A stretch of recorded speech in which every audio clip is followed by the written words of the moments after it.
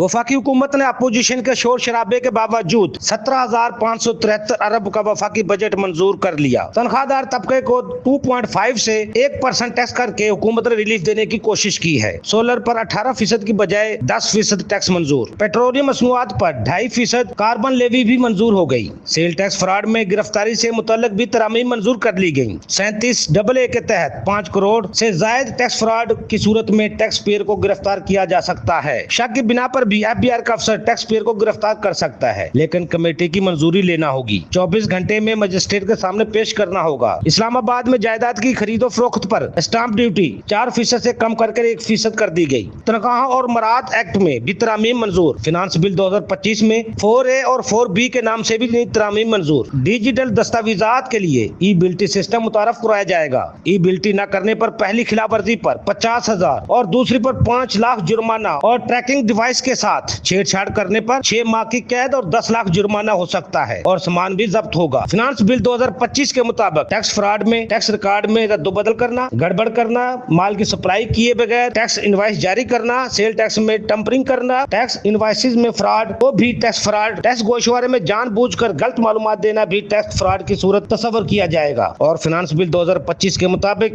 Sale tax fraud की inquiry खुफिया नहीं होगी। फ्रॉड करने वाला भी इंक्वायरी में शामिल होगा। टैक्स फ्रॉड करने वाला किसी दूसरे मुल्क सफर नहीं कर सकेगा।